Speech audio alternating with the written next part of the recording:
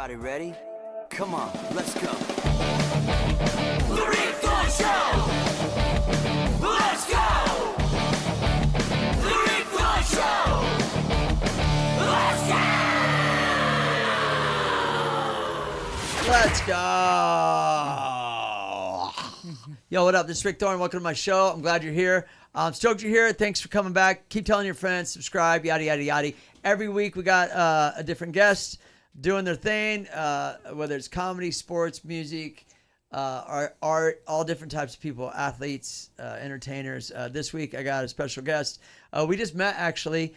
She's a comedian. She has her own cooking show, her own animation series. Give it up for the one and only funny-ass Tania Estrada. What up?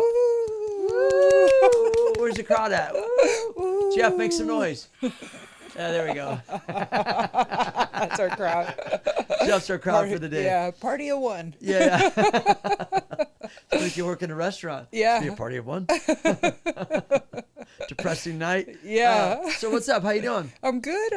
How are you? So good. I got to know of you from a friend of ours came on the show, Jamario, and he's like, you should interview this girl. She's funny. I looked you up. I like your vibe. I like what you got going on. And I figured, so here we are. Thank you. Thank you for having me. I appreciate it. Yeah. So how's your day? You good? Yeah, I'm good. Yeah, I like your style. Oh, thank you. You kind of got like a low rockabilly style too, do you? Yeah, it's like rockabilly, goth, still, but I'm still chola all the way, Yeah. Still gangster. There you go. Yeah. Do you know of a musician, Nate No Face? No. Seems like you might like him. He was a guest on our show. You might like his music, if you, yeah. Is he the guy that did? He had the mustache. He has a mustache. The one that did it with Conejo. He did a song with Conejo the rapper.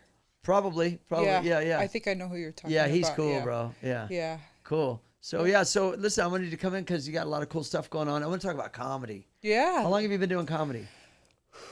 15 years now.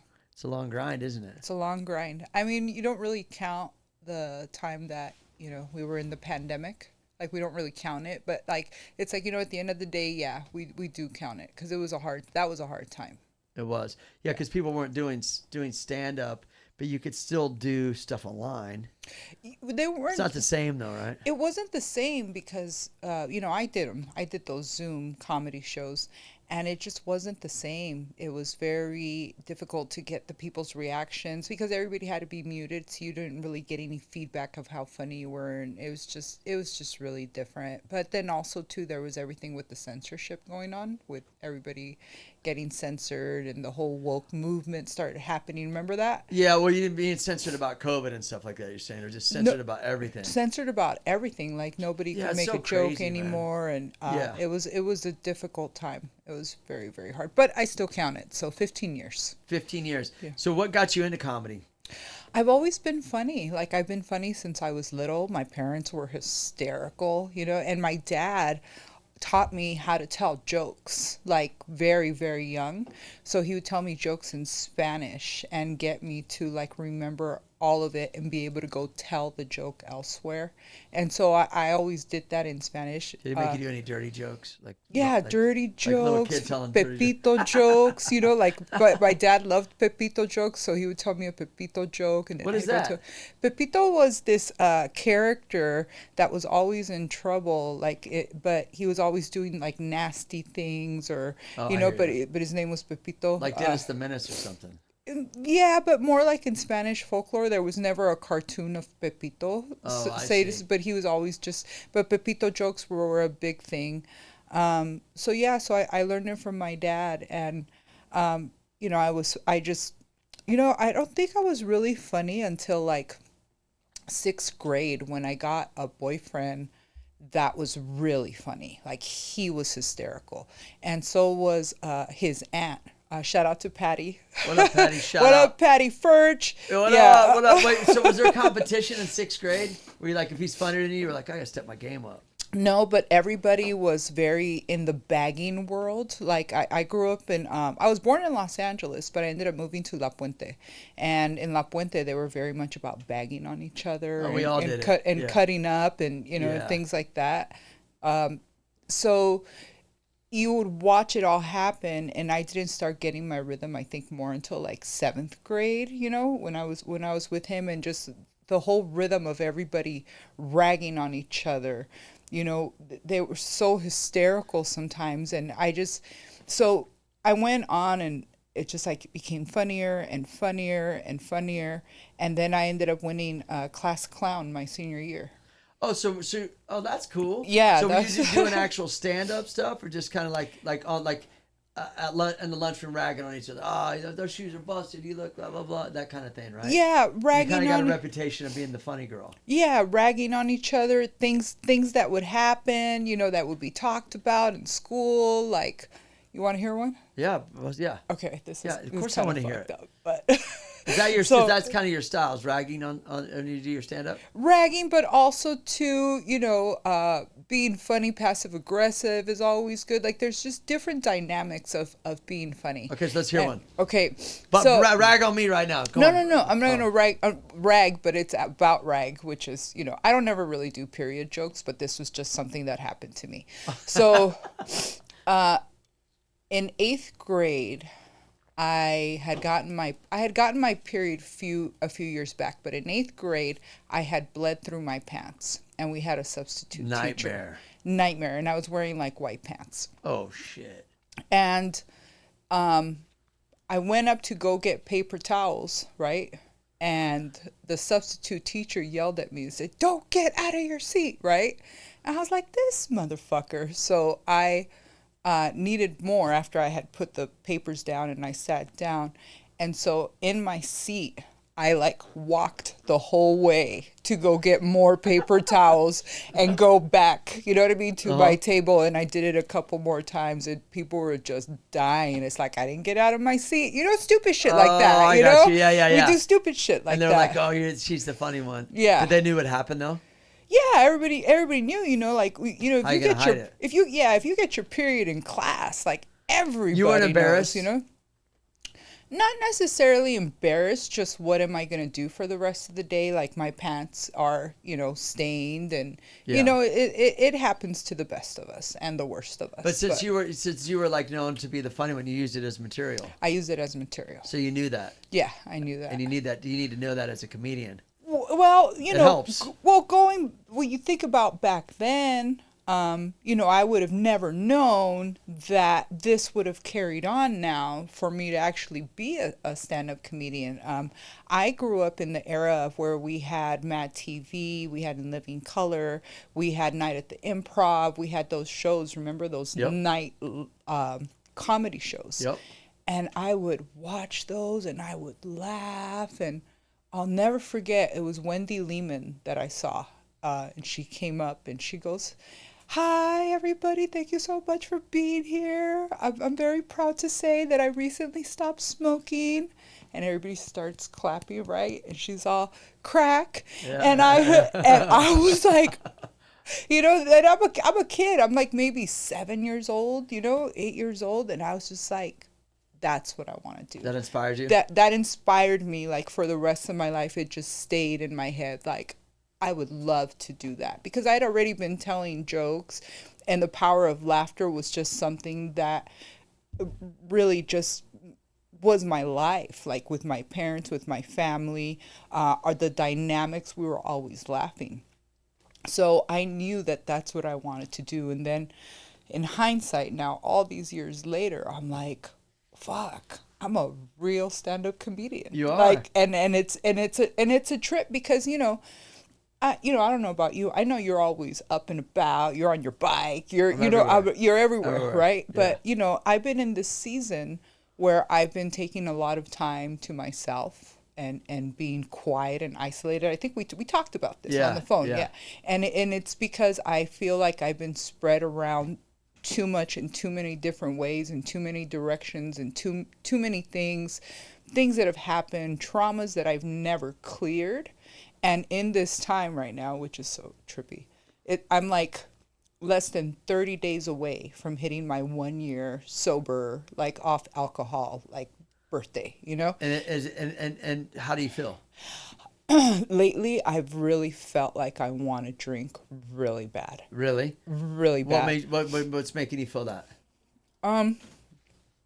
emotions that I'm still processing, things that happened in the last year that I'm still processing.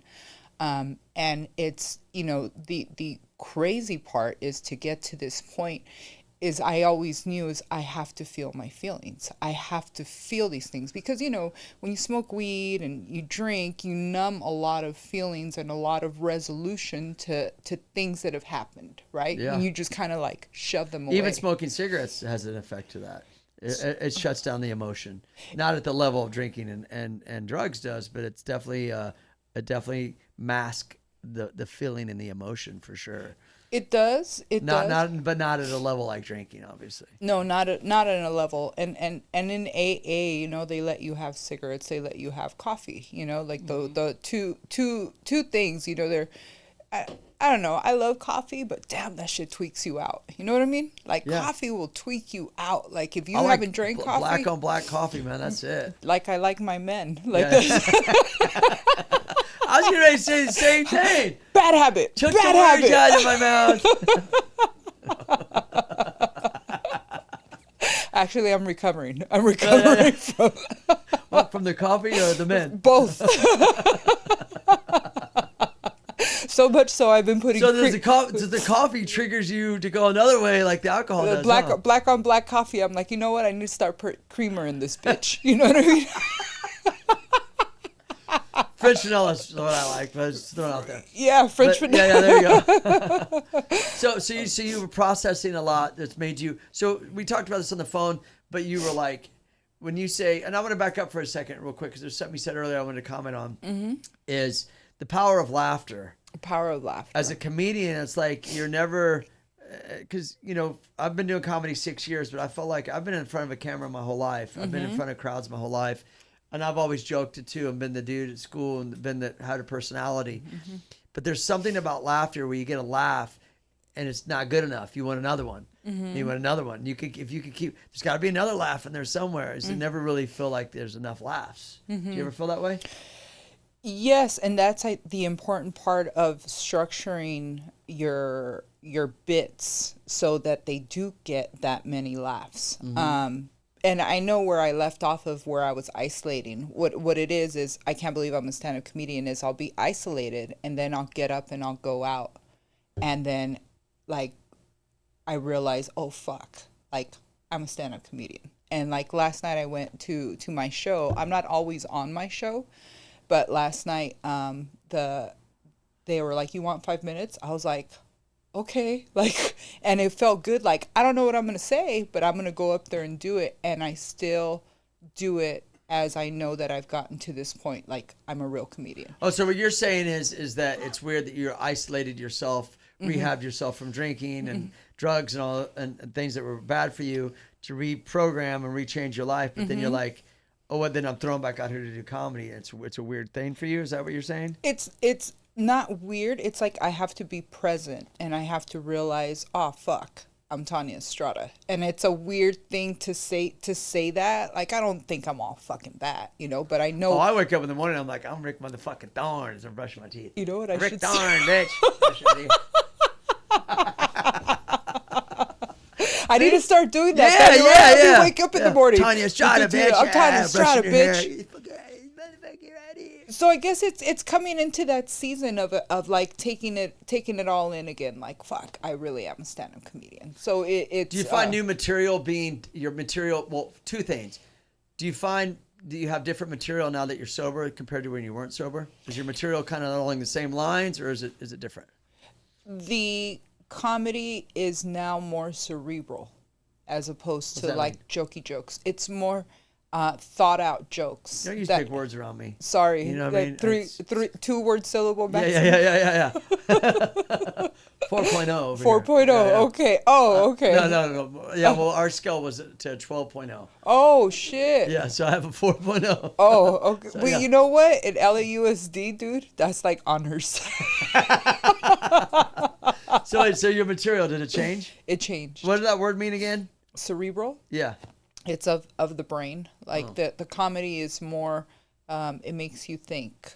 It's not just, thing about comedy is when you watch comedians, a lot of comedians have like, I can't say what it is, but some jokes you just kind of know that's where they're going. Yeah, the setup. Yeah, The setup, you just kind of know where it's gonna end up, and I'm just like, But they're predictable. They're predictable, Yeah. you know. So it doesn't really give you that much laughter for the audience, I'm sure, because they don't really see. They don't comedy. get it, but from a comedian standpoint, there's no punch to that. Yeah. There's no punch.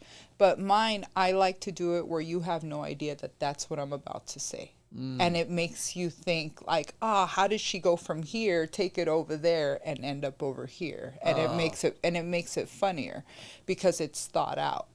I like that. Yeah. Yeah. Yeah, so that's it's cool. So it's different, and I think that's part of where I stand out, but also too when I connect myself, when I get in there, connecting with the room, and being able to banter with them. That's like a whole other skill, the witty part that comes out. Well, and you're going into and not a lot of people know this, only comedians would know this. Every room's different. Yeah, every it's kind of like different. Okay, what I compare it to, because I compare comedy to bike riding. Every skate park's different. Not every skate park I'm going to go to is going to be like, this is the best place ever. It's like, that's bumpy, this is kink, this sucks, that doesn't flow. It could be horrible, or it could be great. Right? Rooms are like that. You can go into a room and there's just something about the room. Yeah. Is that weird? It is weird, but you want to hear a little comedy tip that I do? Yeah, tell me. Yeah. Okay. So I mean, I'm not afraid of any room by any means. I'm just saying going into rooms, they're different. I don't know what it is, if it's like haunted or a weird vibe or the way it's set up or the acoustics of the building. I don't know. Everything just seems the vibe, right? The vibes are always different in every room you go into. Okay, I'll break it down. Break it down. So I get real woo-woo with my comedy, like very scientific, because comedy is actually a science. There's different dynamics of different things that will make people laugh. And you have to, it's like 8 techniques. We'll talk about those like another time, because I learned that. We don't got 8 fucking hours right now. No. That's actually something I learned from this comedian, Greg Romero Wilson. So people have to pay for that course, but that's a whole other thing. So what I do when I get to a show is I try to get there a little bit early, and I'll walk around the room. I'll walk around the room by myself. I'll walk around the room and look at it, look how it's set up, look at things that, might make sense to me in some weird way in my head, right? I'll feel it out. Then I'll wait till the room starts filling up, or if I can get to a point where I can see the people walking in, then I start gauging everybody that walks in. And everybody has a story. They're walking in by themselves. They're walking in with 3 girlfriends. They're walking in with all guys. They're walking in as couples. You look at the couples. You look at how long they've been together. You look at what they're wearing. You look at the way that they're interacting. And then you start feeling everybody's vibe. It's a lot of work. You start feeling everybody's vibe. So that way, when you get on stage, the vibe isn't weird anymore. You've already felt out the vibe. You already checked everybody out. You think you do that too from the bagging days? No, never. No, because you would see size somewhere. You see what they have on. You're like, yeah. Yes. You know what? You're like, right. Oh, this fool's coming out. Look, she's got on. You're aware of what that person has on. This person has on. Because you're always defensive. You're always ready to get that defense and get that laugh and that jab, right? Because when you first said you hear a girl come in with a guy, you're like, okay, there's a relationship. I could maybe use that as crowd work. Mm-hmm. And by the way, crowd work nowadays, a lot of comedians have been shitting on crowd work because this is my feeling on crowd work as a comedian. There's nothing wrong to it. Nothing wrong with it. Sometimes crowd work can be like, I do my set, but I've learned to do more crowd work. But I think if you do crowd work only, you don't have a set. Yes. Do you know what I mean? You don't have your own material, because if there's no one there, then you still got to have your own material. So you kind of like, I've done crowd work when it's been like, if I feel like the show's bombing, then I'm like, okay, I'll verge into some crowd work and kind of reel them back in. You know what I mean? But what's your take on that? Like all crowd work, the crowd work nowadays, it seems kind of corny sometimes. Like, how long you guys been together? 10 years. Oh, 10 years. It's like, it's not even funny. It's some of the stuff's not funny people are doing. So crowd work works. It's a double-edged sword. Unless you're a king of crowd work, like Rick Ingram. You ever seen Rick Ingram? Yes. Kills crowd work. Oh my God. Yeah, kills crowd work. Kills it. So comedy doesn't have to be all your set. it can be a little bit of crowd work. Absolutely. It could be a little bit of this, a little bit of that. But you don't want your whole set to be all crowd work. Also, too, the audience really doesn't want to get picked on. And a lot of people, and a lot of comics don't take that on. Like, there's people that you can tell that want to get picked on. Yeah. And you can tell, if you pay attention during people's sets, you'll see the ones that are drunk, that are, you know, talking back to the other people that are. So you've got to watch all that and see. And we whether said that you earlier can, too. That's one of your things you don't like. What? Oh, that. Oh, I don't like it, and I can't control it, so I go with it. And And we're talking about someone's talking during your set. so, okay, how can I explain this? When I'm on stage, generally most of the time, people aren't usually talking in the crowd. The ones that are talking are in the back who are actually comedians.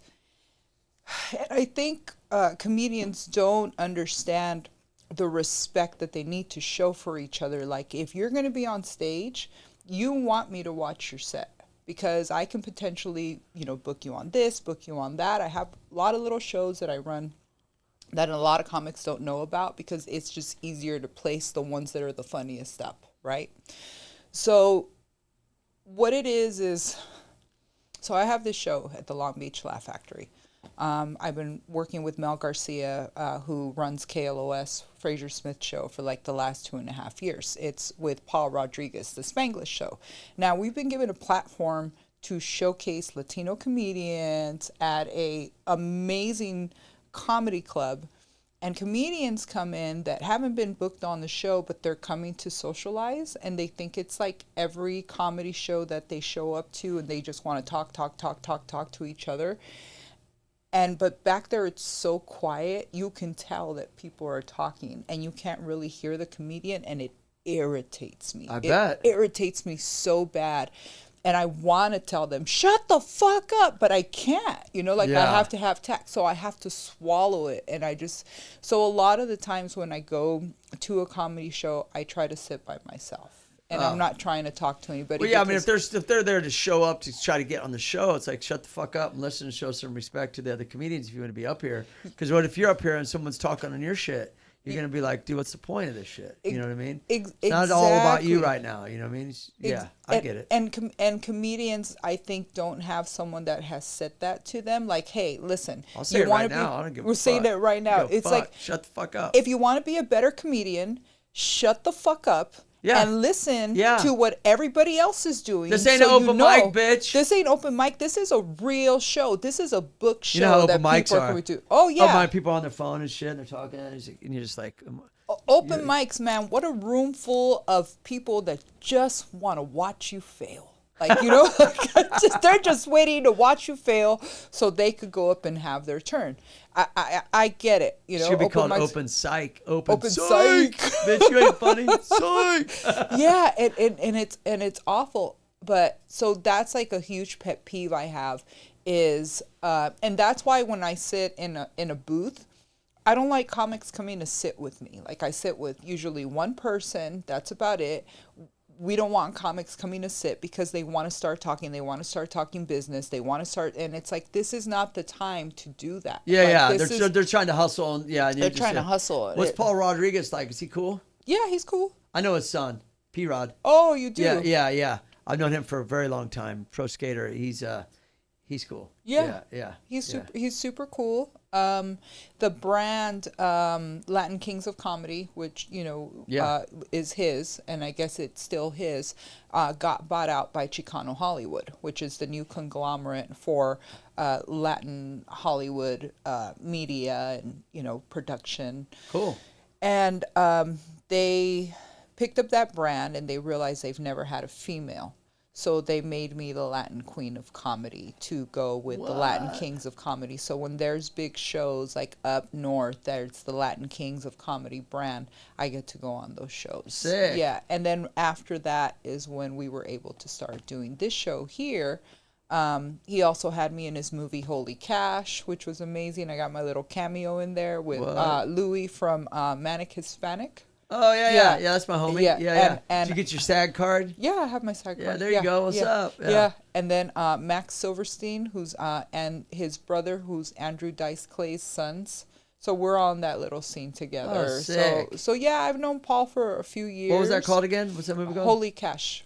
Holy God! Holy Cash, the movie. Felipe Esparza's in it. Aries Spears. Was that the first film you done? Was that the first film that you had been in? No. No, you'd been in more? Oh yeah. Yeah? I don't know. Tell me. Yeah. Tell me. I got a little IMDb going. You know, I had no idea. Rolling IMDb. Did you know that I was in the movie Mall Cop? Yeah, you had. No, you didn't. See? No, Did you know you that had I was told in me. Triple X? Because I told you I was in Triple X. No, you See were in what I'm Triple saying? X. Yeah. Oh, those are Me real and Vin movies. Diesel are like Oh, homies, bro. shit. Oh, I can hook you up. Okay. I'm good. You said you wanted some coffee with cream. Oh no, I've had that brand. I'm straight. What's up, Vin? Yo, what up, Vin? Triple X4, right here. Anyhow, hey, I wanted to back up for a second because you said that you're sober, and congrats on all those accomplishments. That's badass. Do you find that doing stand up sober is better than non-sober? Absolutely. I already knew the answer, but yeah. Absolutely, because I tape my sets so I can go over them after, and I can tell the difference in my voice, the enunciation, the stuff that comes out clear. As to when I used to listen to my sets when I had a drink or 2 drinks or 7 that day, you know, you can tell the difference in your voice, but also to your thoughts, because you have to keep like this consistent train of thoughts going that you may not know where you're going to pull from. Yeah. Because I have so much material, I don't always do the same thing at every show. It just depends on what I've read from the crowd of what I can talk about. Got it. You know? Yeah. So it helps to not drink, so I don't have to worry about that. And plus, when you drink, you might get in a fist fight or some shit. No, I'm kidding. not really. You got to be quick on your toes. Quick on my toes. Because like you're the show, so you got to be able to like defend your area, your space, your power. Of this is my stage. You can't have it because you're in the crowd. You ever get challenged like that by people? I've had a couple people talk shit on me, but I'm just like, dude, for real, like, come on. Like they you know, people, you know, every comedian's gonna encounter somebody trying to say something at one point or another. But this is your space, right? This is your power. This is my area. You can't have it. Yeah, it's my stage, it's my space. I'm Yeah. coming here to talk to you guys Yeah. so you guys can listen to me, Yeah. not to talk back and forth. Another tip in regards to heckling or hecklers, which is when somebody from the stage starts talking at you while you're up there. The thing is you can't ignore it. You can't pretend like it didn't just happen, because okay, in energy, you're up there and you have their attention, right? And then all of a sudden someone pops up over here. The audience clocked that. So now that energy has been taken from you. It's now over here. And if you just start talking like it didn't happen, you've now lost the crowd because they clocked that. So you have to address that like immediately and then move on. Because the audience realized, okay, the energy shifted here. Now I'm going to take the energy back and bring the audience back up here and hopefully quiet them down. Yeah. If they continue, I still have to go back and say something, whether it's funny or to shut them down. And then sometimes if they want to keep going, now I'm going in on them.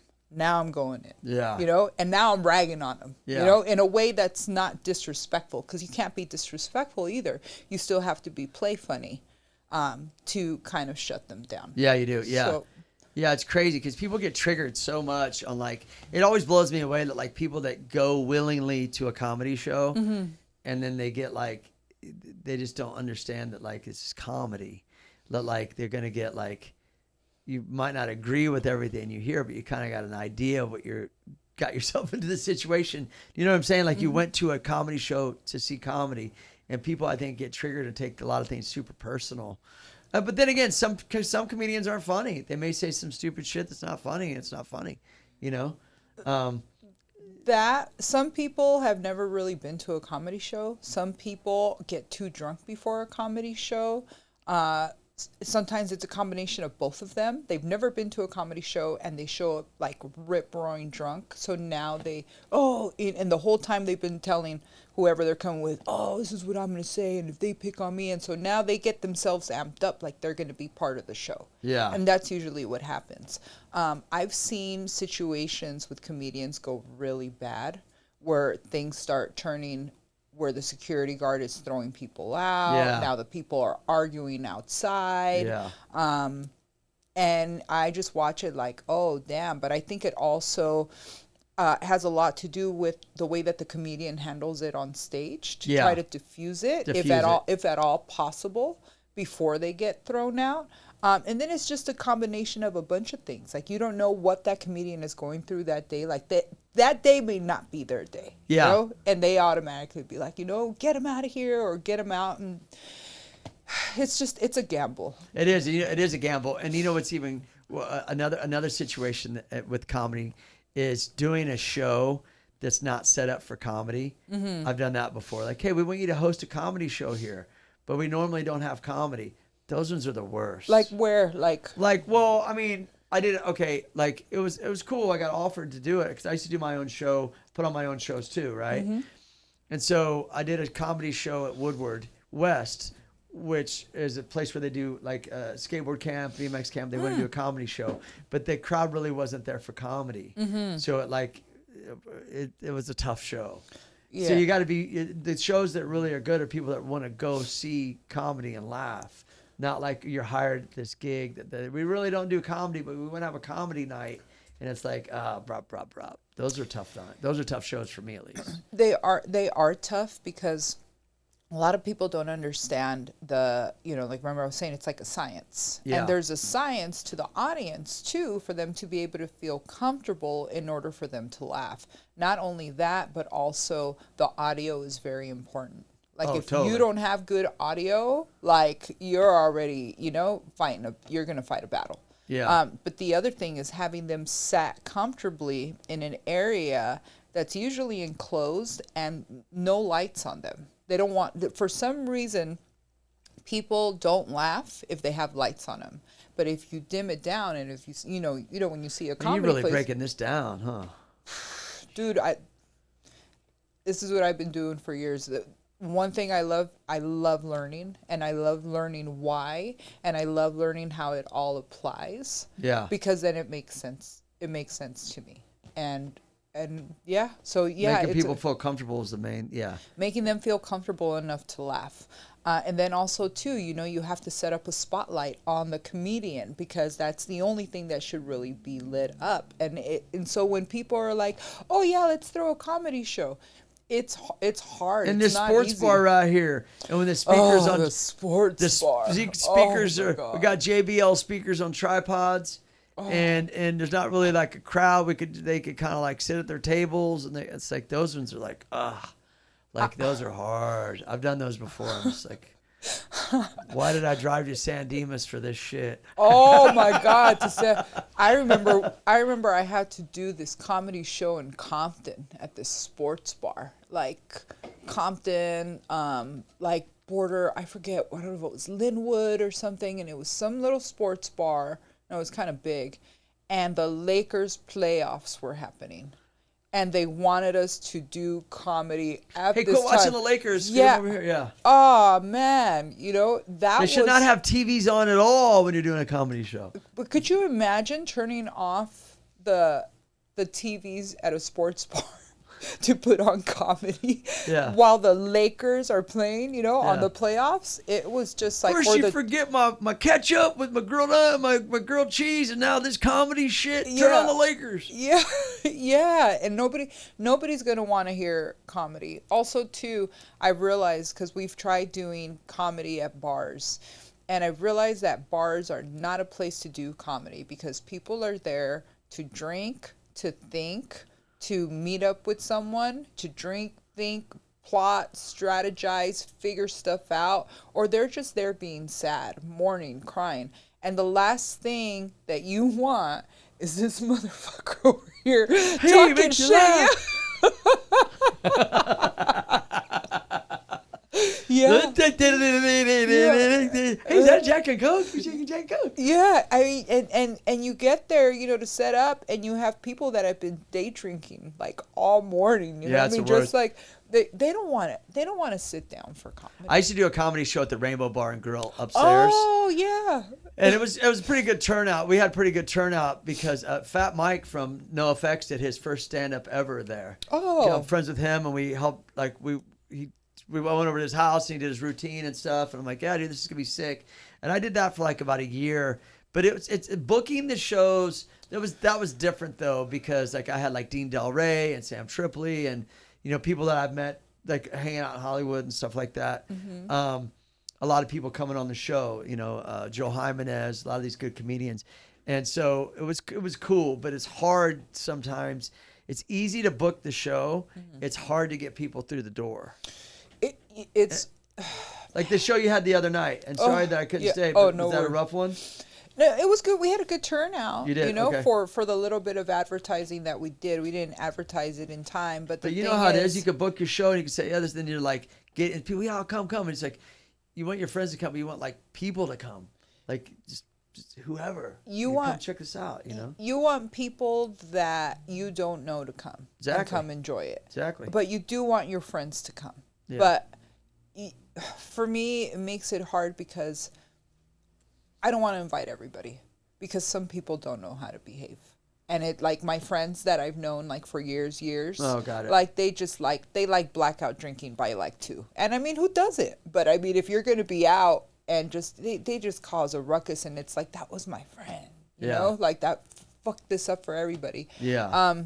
The hard part about booking a show, I'm sure you know, is booking the comedians, but then also getting people through the door, the advertising. Like now we have ways to advertise. Back then it was like flyering, with flyer, word of mouth, but then to keep the show running, and you don't realize how much energy, well, I'm sure you do, it takes from you having to reach out, talk to this comic, this and that, blah, blah, blah. Running it's a lot. Then doing the flyer, this and that. And then up until the time of the show, every day you're talking to people to let them know that the show is happening. And in the back of your mind, you now have to think about who you're going to book the next week or the week after.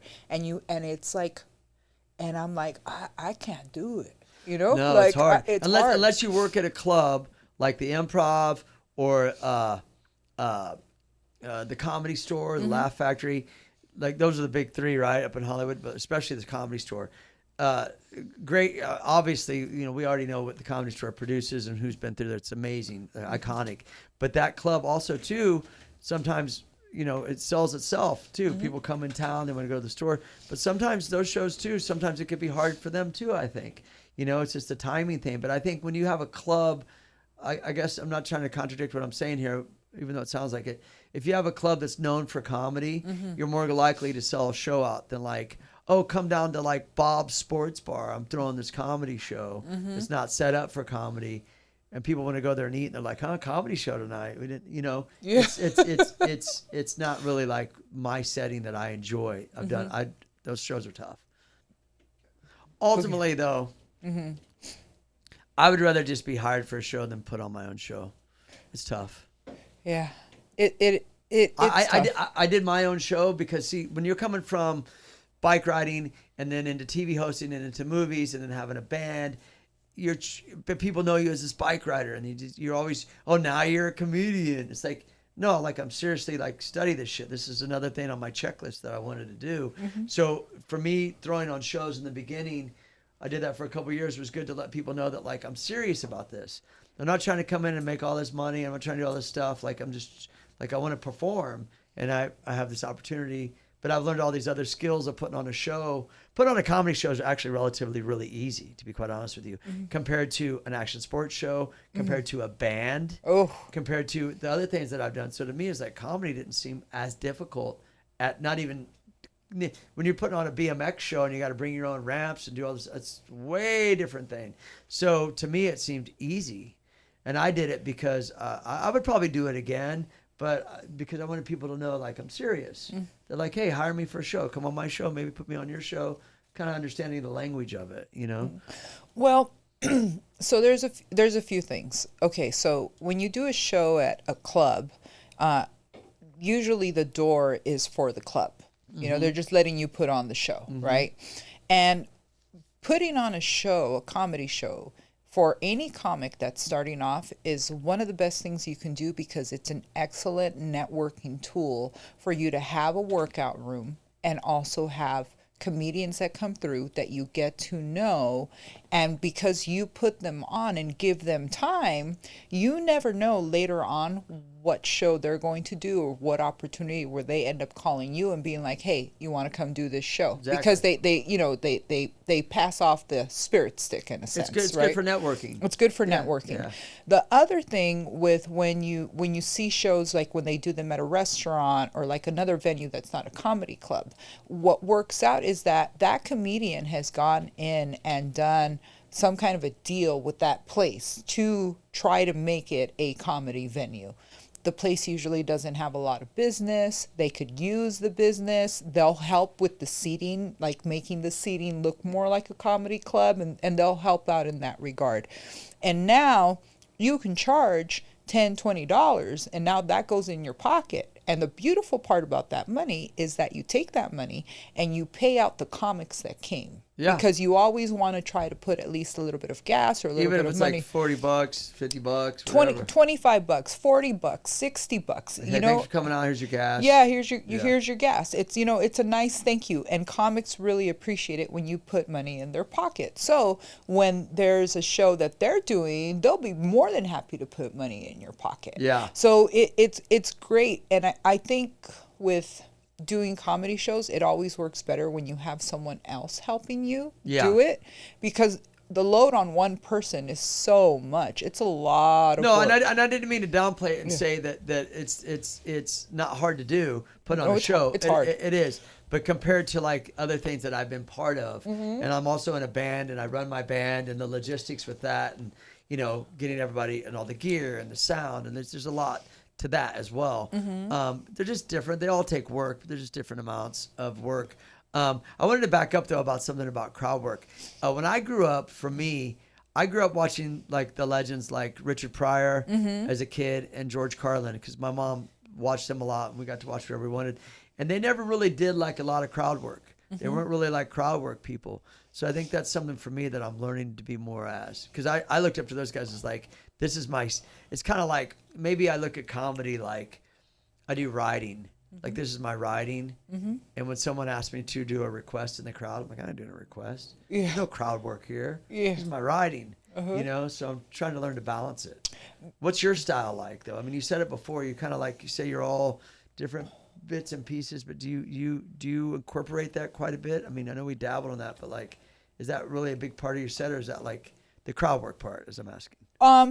When I go in, I'm trying to just establish like, hey, I'm here, what's up, everybody, just getting them to listen to me and pay attention to me. Got it. Yeah. And then as I'm going into whatever I'm talking about, if someone jumps in, it's like I have to. Like now it's gonna go into crowd work. Yeah, sorry, I went back to the crowd work thing. No, that's fine. No, that's fine. It ends up being, it becomes crowd work, because remember, the number one rule, if someone heckles you, you have to address it, because the momentum that you had going That's from such the great beginning, advice. it makes sense, right? Like, it makes sense. Like, if we're having a conversation, right? And is Jeff? Yeah, Jeff interrupts us. Like Jeff goes, you know what I mean? Hairy nutballs, you know what I mean? And we're, we've just lost. I'd be like, what? I didn't know that about you, Jeff. Sick. Do your thing. I mean, yeah. Go hairy nutballs, you know what I mean? Who doesn't like hairy nutballs? Yeah, I mean, I don't know, I'm not really a fan, but But you see how it would suck the energy out, and it would our conversation would lose momentum. And you wouldn't be like, shut the fuck up, Jeff. Yeah. No, you can't, because because then it gets worse than violent. Now it gets weird. You can't. Weird, You can't get escort him out, security. You can't get what's his name? You can't go Christian Bale. You know what I mean? Yeah, no. We can go Sam Kinison on your ass though. Yeah. But you can't go Christian Bale. No. So, in that regard, it turns into crowd work, but it's really important for you to take that and get back to what you were doing, which is the point that you're trying to come across. Got it. And so just remember, if someone, pops off. I acknowledge them. Yeah. But also don't be super, you know what mean. I mean? Don't be super mean, but just like make them the joke. Yeah, make them the joke. Yeah. Look at something that they're wearing. Notice how short they are. Notice that's what I was saying about drinking. Is drinking can make you defensive. So when you're drinking a lot on stage and you're comedy, someone heckles, it can make you have a defensive, and then that turns into, it gets heated, and then it's not comedy anymore. Now it's like an argument. Yeah. So it's like, so yeah. And that's one good thing about not drinking is that I can regulate my emotions and I don't fly off the handle. Yeah. I don't go all La Puente, Hey, so we're going to talk about something else besides comedy you do. You do a cooking show. Yes. And what's the name of the cooking show? Tania's Treats is my cooking show. What kind of treats do you make? I make everything from sushi to matcha to salsa, just little things. Like a lot of cooking shows have always been like very long recipes that are drawn out like, 15, 20 minutes, which I can do. But mine are like quick little things that, Well, the attention span of fucking humans is like, garbage. So, I'm going to do this post about telling the story, and I edited it down to like a little under 2 minutes. I'm like, I think this is too long for people nowadays. It's like they want like 45 seconds and then like swipe. I mean, but it's just what it is, So you have like little, how long are your segments? Like about a minute or something? Or? I try. I've done them anywhere from 3 minutes, which is too long, and then I realized something that Instagram was kicking off is that they really like you to make series, like a series. You've seen those, right? Part 1, Part 2, Part 3, and that really helps. So now I'm breaking my recipes down into like 3-part series. Part 1, Part 2, Part 3. Oh, that's cool. And that helps with the attention span, but also it gets people interested to see what the next one is. And then now if they're invested, if they watch both, now they want to watch the third one. Got it. So, yeah, that's cool. So that breaks it up a lot better. So you've always been a cook, or is this something? Yeah. I've always been a cook. Yeah. Since I was very little. I love cooking. Yeah. Yeah. And I always say this, my mom, when she was pregnant with me, she didn't eat. She had miscarried my brother, or not miscarried, he died of SIDS. So they were like, sorry. No, thank you. Yeah. But that and it was in the 70s. And my dad was like, it was nutrition. So he juiced her like the whole pregnancy. My mom said she didn't really get to eat solid food. It was all juices. Oh, okay. And so she says that when I was born, I was hungry. Like I would not stop eating. Like it was constant. Like if I was done, juice. Well, I was hungry. I fucking came out hungry.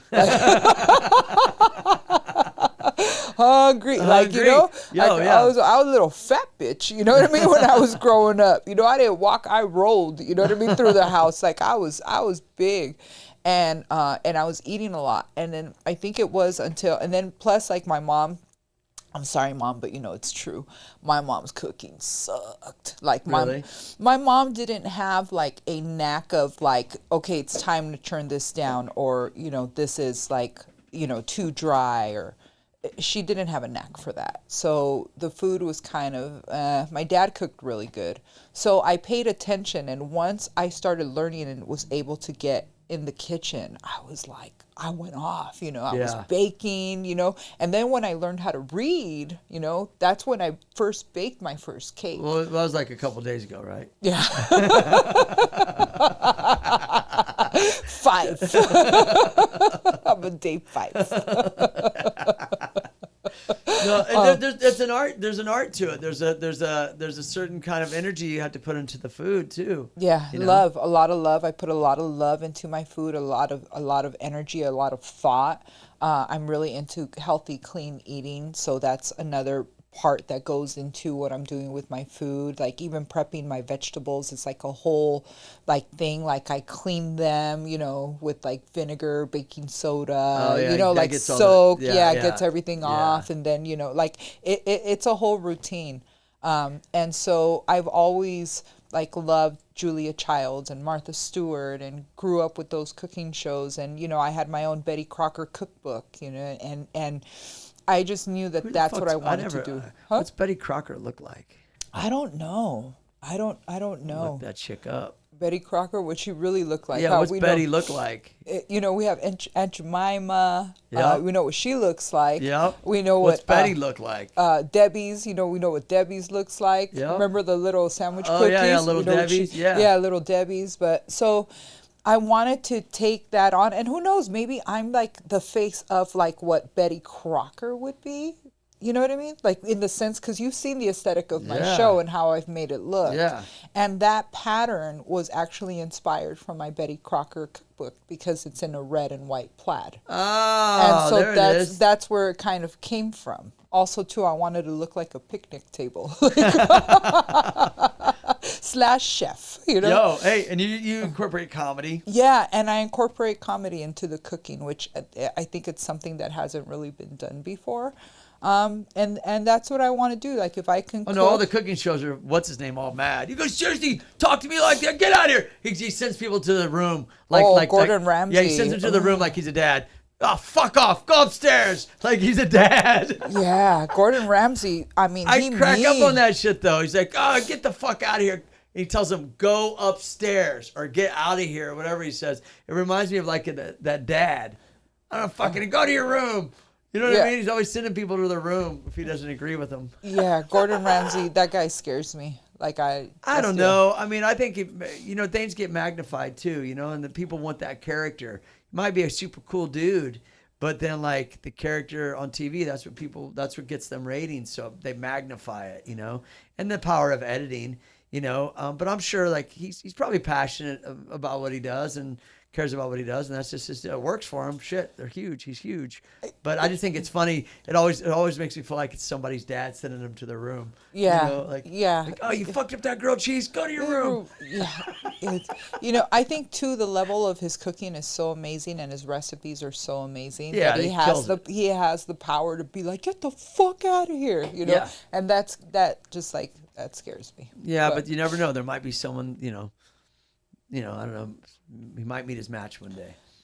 Well, you know, I just knows? want to learn how to make his eggs. Dude, Wolfgang Puck versus fucking Gordon Ramsay. Oh my god. WWE or F or whatever the fuck it's called. You know, my favorite one for a long time, I love Bobby Filet. Bobby Filet is the bomb. Who's that? Bobby Filet? I don't know. I'll send you some of his stuff. He's like a redheaded. That's a stage name, isn't it? The Filet Bobby thing? Filet. I don't know if that is his real name or not, but I'll send you some of his stuff. And there's just something so charismatic about the way that he explains cooking, and it's very just oh my god, the food is just amazing. And he'll like go like Iron Chef against like other people. Like have you seen that where the chefs compete against each other? People love competition. I mean, Yeah. life is all like people love competition things and competition shows and stuff like that. So I could see, you know, like look at wrestling and football and everything. People love competitions.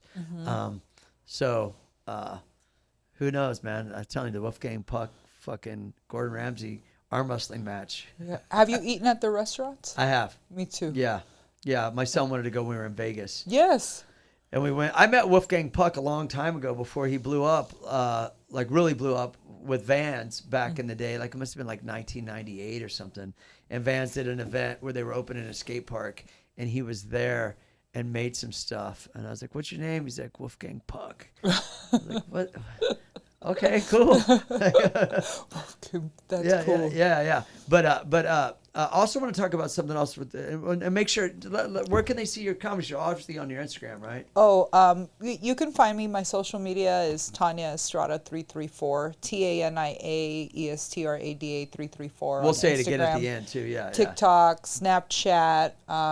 You know, and Google, put Tania Estrada comedian, because if not, you're gonna get the Mexican weather girl from Mexico. Hey, so are you related to Eric Estrada?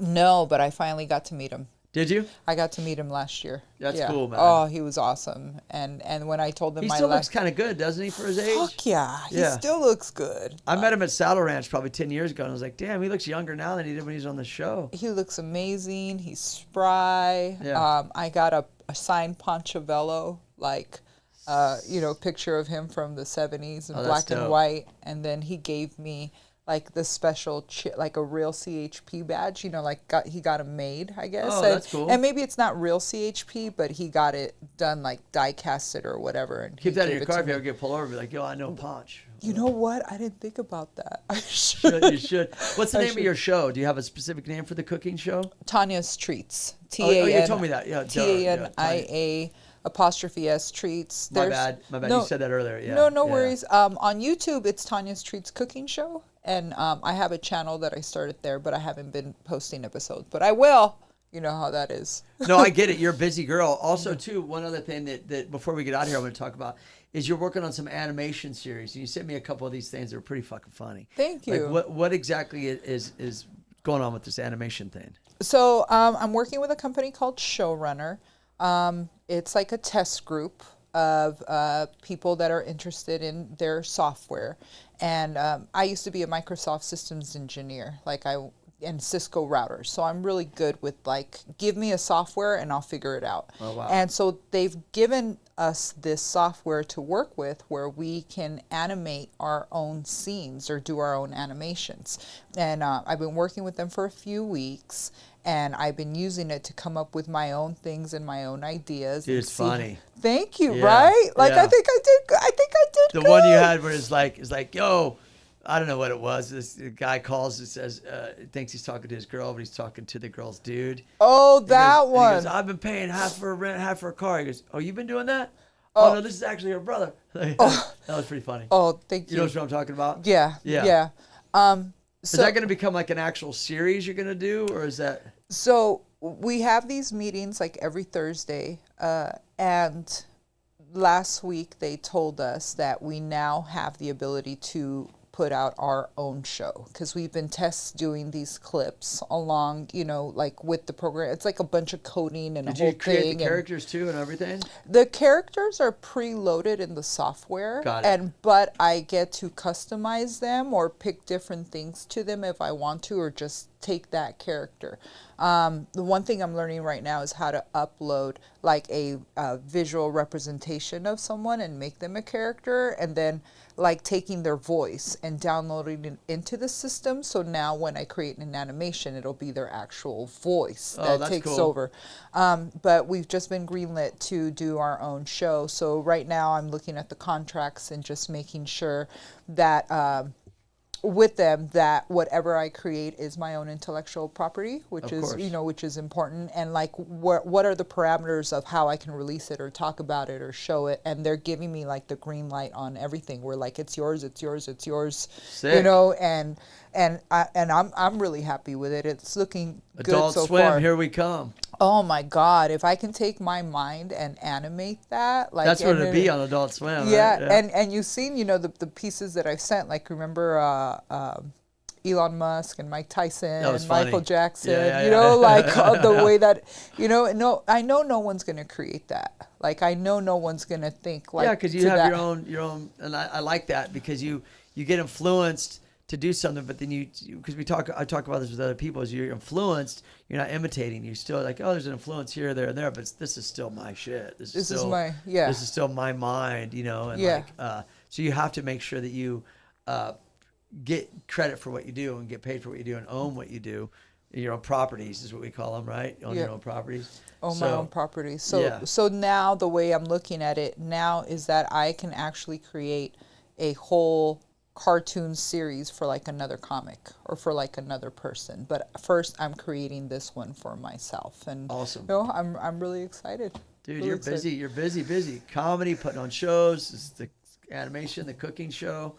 Yeah. You're busy. I'm glad we met. Yeah, I'm stoked. me Yeah. too. It's- And hopefully I could do a show with you one day. Sorry about the other night. No worries. You know what? There's gonna be more shows. I have to do this. My shout out to my sensei Willie Barcena. That man has taught me. I think he's been the finishing school Was he of like a comedy. kung fu master or something? Kinda a kung fu master of comedy. What's his name? What's his name? Willie Barcena. Yeah, I don't know. Sounds like a Jedi. He Sounds is a like a Jedi. sensei. Yeah, yeah. He's a Jedi of all Latino comedians. Like, Fluffy's gone through him. Felipe Esparza. Like, he's been Oh around. shit! Okay, so this guy, yeah. Oh, dude, over 30 years. He's been on the Tonight Show 12 times. Like, Dang, like I probably sound really stupid right now. I feel like I should know this dude. but Oh, my bad. when you know what this guy is, My the bad. guy. This guy is the guy.